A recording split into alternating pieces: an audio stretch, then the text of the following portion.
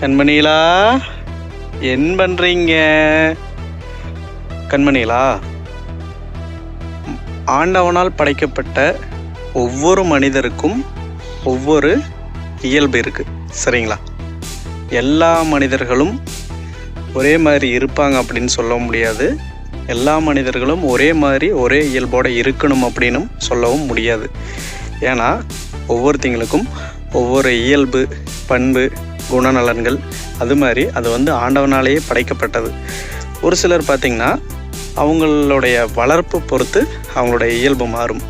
அதாவது பெற்றோர்களோ அவங்களை வளர்க்குறவங்களோ அவங்கள எப்படி வளர்க்குறாங்களோ, எப்படி சொல்லி கொடுத்து வளர்க்குறாங்களோ, அந்த பண்பு நலன்கள் ஒரு சிலருக்கு இருக்கிறதுக்கு வாய்ப்பு இருக்குது. ஒரு சிலருக்கு என்ன தான் நீங்கள் சொல்லி வளர்த்தாலும் அவங்களுக்கு சொந்தமாக ஆண்டவனால் படைக்கப்பட்ட இயல்பு எப்படியோ அந்த மாதிரி தான் அவங்க இருப்பாங்க. அதிலிருந்து அவங்கள மாற்ற முடியாது, எதுவுமே பண்ண முடியாதுன்னு வச்சுக்கோங்களேன். அவங்களோட இயல்பு படி தான் அவங்க இருப்பாங்க.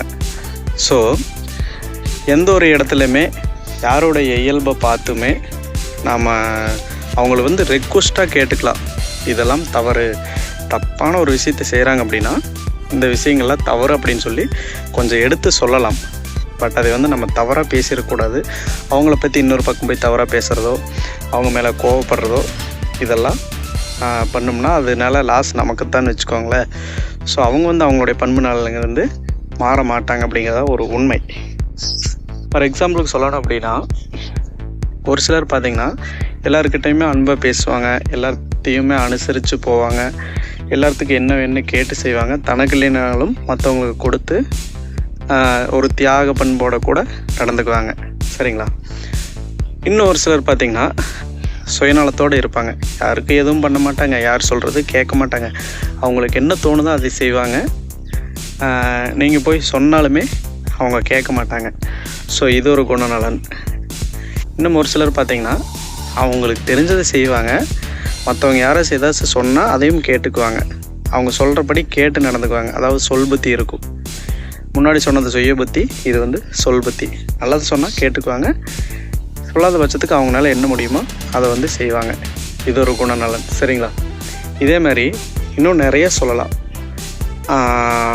சொல்லிக்கிட்டே போகலாம். குணநலன்கள் சொல்லணும்னா ஒவ்வொருத்தங்களுக்கும் நம்ம குடும்பத்திலே பார்த்தோம்னாலும் ஒரு 5 பேர் இருக்காங்கன்னா 5 பேரும் ஒவ்வொரு மாதிரி இருப்பாங்க. ஒருத்தர் ரொம்ப அன்பாக பேசுகிறதா இருப்பார், ஒருத்தர் முன்கோபக்காரனாக இருப்பார், இன்னொருத்தர் பார்த்திங்கன்னா அனுசரித்து போகிற மாதிரி இருப்பாங்க, இன்னொருத்தர் யாருக்குமே ஒத்து போகாத மாதிரி தனிமரமாக இருப்பாங்க, யாரு கூடயும் ஒன்றி வர மாட்டாங்க, ஆனால் யாருக்கு கெடுதலும் செய்ய மாட்டாங்க, அந்த மாதிரியும் இருப்பாங்க. ஸோ இதெல்லாமே ஆண்டவனால் படைக்கப்பட்ட ஒவ்வொருத்தங்களுக்கும் ஒரு பண்பு, சரிங்களா? ஸோ தப்பாக அவங்க நடந்துக்கிற பட்சத்தில் அவங்களுக்கு சொல்லி புரிய வைக்க ட்ரை பண்ணலாம்.